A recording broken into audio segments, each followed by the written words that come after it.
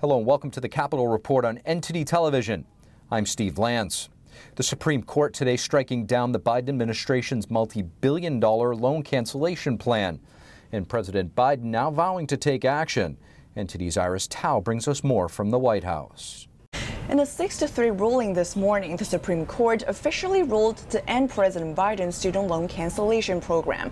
The program would have canceled up to $20,000 of student debt for some 40 million Americans, but it will also cost taxpayers more than $400 billion in taxpayer money.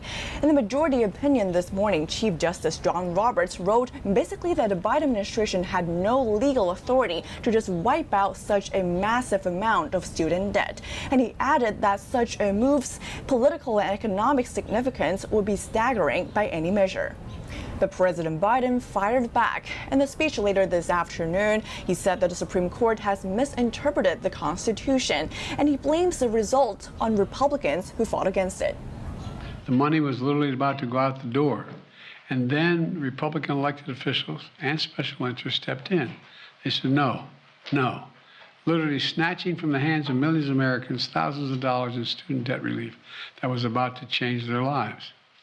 And perhaps more importantly, President Biden today announced 3 new steps that his administration is going to take in response to the ruling.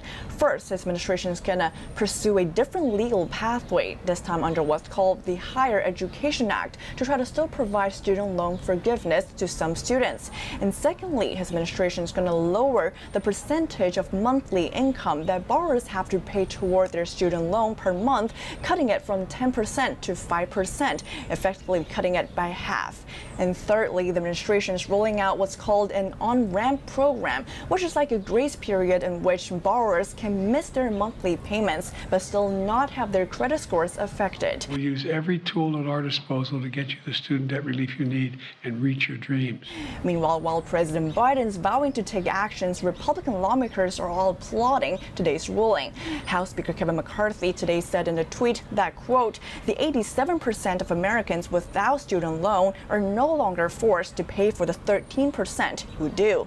And others criticize Biden's plan as a socialist agenda. And aside from the politics here, today's ruling does have a direct impact on tens of millions of Americans. First, some of them will have to face the reality that their debt will not be wiped out as originally promised. And secondly, in just a few months, a 3-year pause on student loan repayment is going to be lifted. And that means that some students or some adults will now have to start repaying their student loan, perhaps for the first time in 3 years. Reporting from the White House, Iris Tao, NTD News. Elected officials and others reacting to the Supreme Court's landmark affirmative action ruling. The High Court striking down race-based college admissions just yesterday. Here's what people have to say. We are very disappointed in this decision. Democratic Governor of New York, Kathy Hochul, says public universities in the Empire State will continue to ensure diversity. That's after the Supreme Court struck down affirmative action in college admissions.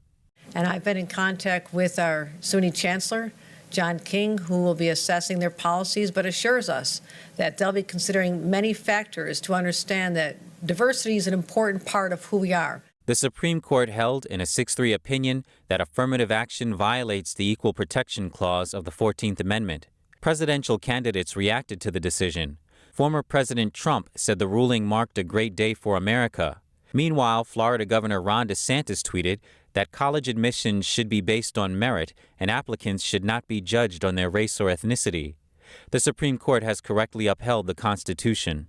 Democratic candidate Robert F. Kennedy Jr. said that the effects of racist policies in the U.S. go back centuries and that colorblind admissions tend to favor those who are already in the circle of privilege. It favors those who grew up in affluent, educated households.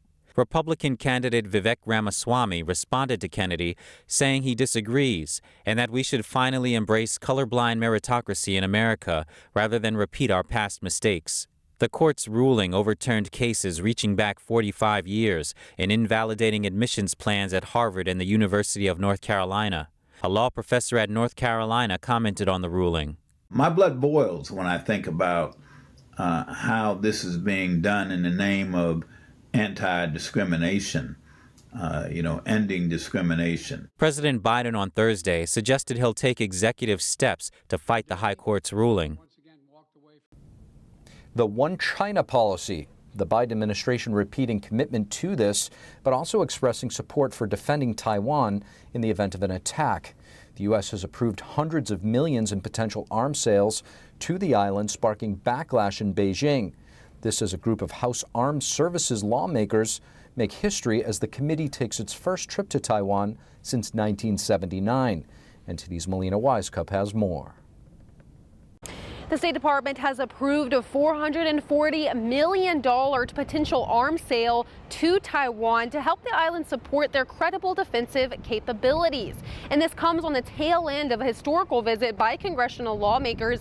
Key members on the House Armed Services Committee toured the island for 2 days this week and met with President Tsai. Our support for Taiwan is bipartisan and unwavering.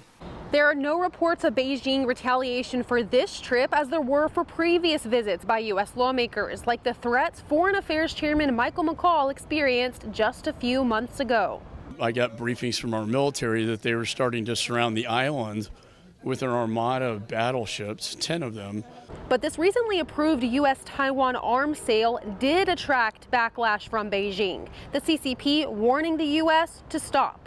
But the U.S.'s perception of one China is tricky, as displayed in these comments by U.S. Secretary of State Antony Blinken.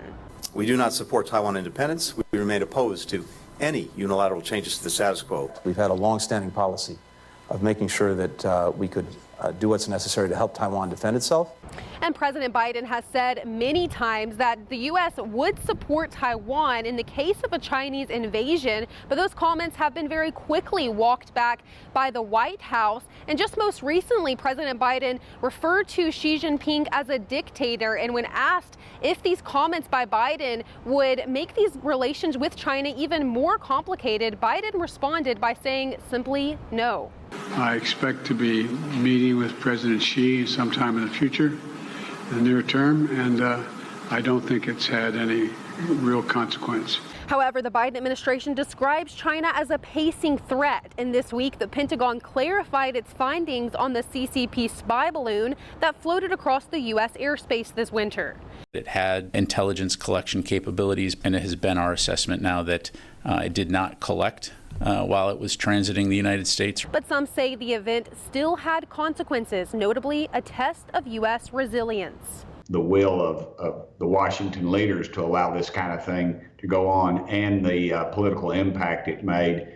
This year's National Defense Authorization Act that Congress is currently wrapping up does include $500 million for Taiwan to purchase American-made weapons. Another $100 million is for other defense services, including military training.